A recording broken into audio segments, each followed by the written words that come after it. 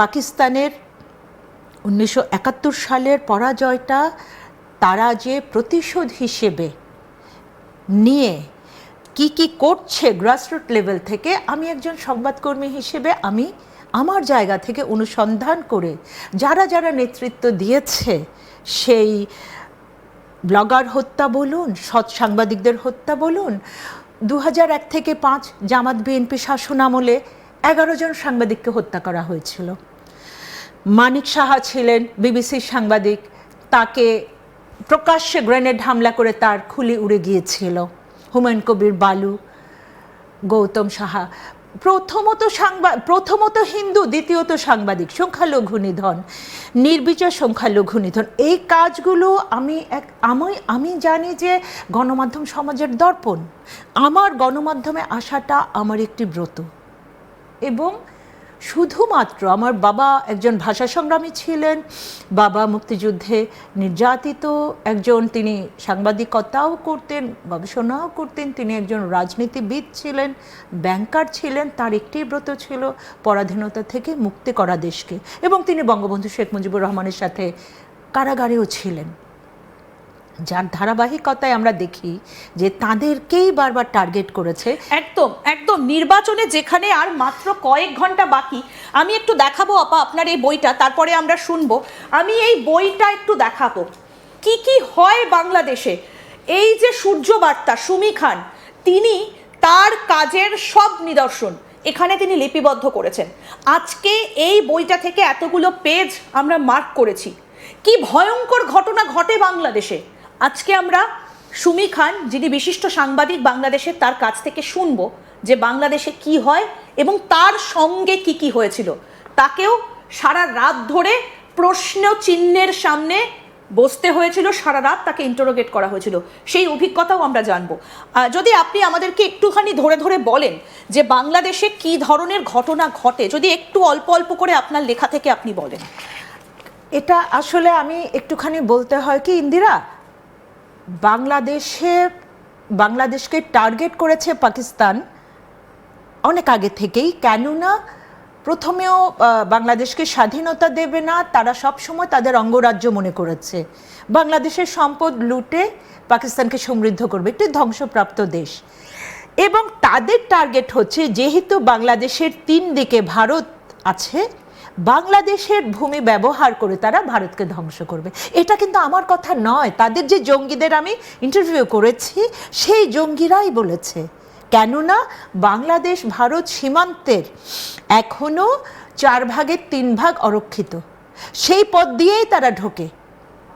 আমি সীমান্ত নিয়েও প্রতিবেদন করেছি, সীমান্তে গেছি, ছিটমহলে গেছি, ছিটমহলকে ব্যবহার করে তারা যে সন্ত্রাসী জঙ্গিবাদ ব্যবহার করেছে এবং 10 লাখ অস্ত্র এখানে পাঠানো হয়েছিল, সেই শুনানি, সেই রায়, সেই আসামিরা, জঙ্গিরা, এখানে যে বর্ধমান বিস্ফোরণ থেকে শুরু করে এই কাজগুলোতে যারা যুক্ত ছিল তাদের অনেকেরই সরাসরি আমি ইন্টারভিউ করেছি। আপনি যদি একটুখানি পড়ে আমাদেরকে বলেন যে যে জায়গাগুলো আপনি মার্ক করেছেন, আমাদেরকে যদি কয়েকটা করে লাইন একটু পড়ে শোনান, যে সেখানে ঠিক কিভাবে কি কি ব্যবহার করা হয়। একজন আমাদের ওখানে বাংলা ভাইয়ের ফাঁসি হয়েছিল 2004-এ, জেএমবি, জামাতুল মুজাহিদিন বাংলাদেশ, যেটা এখানেও আছে।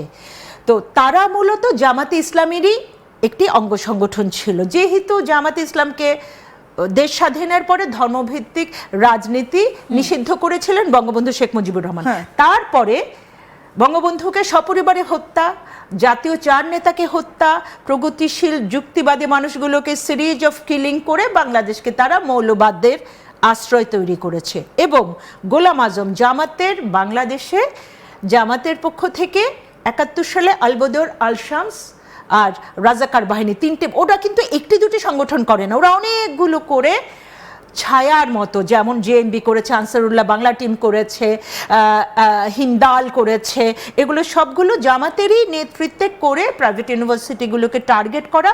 এগুলো আমরা গোয়েন্দাদের যখন ওদেরকে অ্যারেস্ট করে জঙ্গিরা, আমরা যখন সাংবাদিকরা তাদের সঙ্গে কথা বলি, তাদের কনফেশন থেকে, তাদের স্বীকারোক্তি থেকেই পাওয়া এবং তথ্য প্রমাণ, তারা যে কাগজগুলো, দলিলগুলো, তারা বর্ধমানে, এখানে যে বর্ধমানে আশ্রয় নিয়েছে, দিল্লিতে আপনার লালবাগের সামনে যে ব্লাস্টটা হলো এবার, সেও তো বাংলাদেশেরই একটা মেডিকেল কলেজের স্টুডেন্ট যাকে ধরলো এই সিরিজ অফ ব্লাস্ট, এবং তাদেরকে শেখানো হয় তুমি মুসলিম, তোমার আইডেন্টিটি, এবং যেহেতু ভারত হিন্দু রাষ্ট্র, বাংলাদেশে যত হিন্দু আছে তাদেরকে নিশ্চিহ্ন করতে হবে এবং বাংলাদেশ মুসলিম রাষ্ট্র করতে হবে ভারতকে ধ্বংস করে।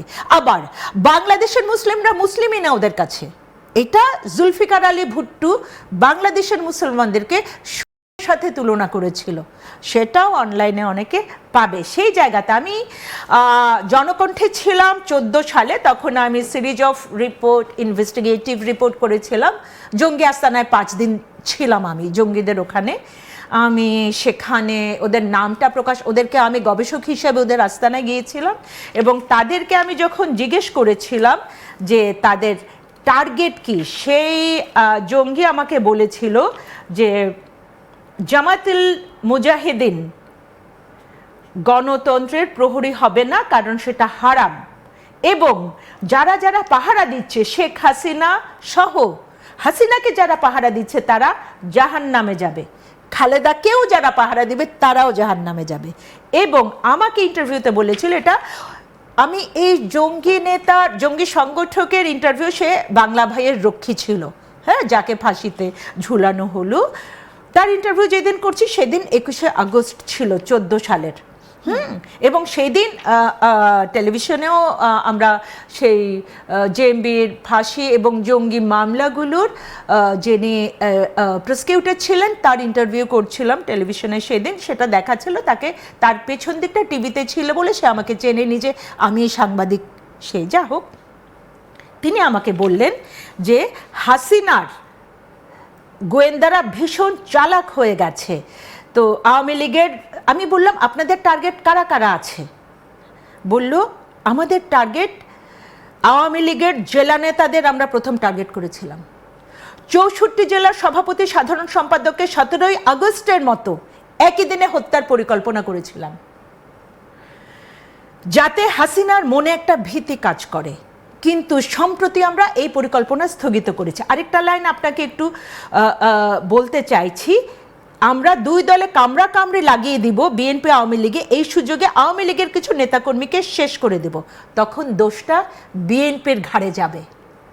এবং একই সঙ্গে তিনি বলছে বিএনপির নেতাকর্মী কিছু অ্যারেস্ট হবে, মারবে, গুলি চলবে, 2 পক্ষ ক্ষতিগ্রস্ত হবে, জামায়াতুল মুজাহিদিন বসে বসে মজা লুটব। এবং আমাদের শত্রু এরা 2 পক্ষ, কারণ এরা গণতন্ত্রপন্থী, আমরা এদেরকে তাগুতিপন্থী বলি, এজন্য কৌশল করেছি এদেরকে শেষ করতে হবে। আমি বললাম এই পরিকল্পনা কত দিনের? বলল 6 মাস। আমরা এই আগস্টেই, তার ইন্টারভিউ যেদিন আমি করছি 21শে আগস্ট, অগাস্টের আর 9 দিন বাকি আছে, 10 দিন, 31 আগস্ট পর্যন্ত, তিনি বললেন এই অগাস্টেই আমরা এদেরকে শেষ করব।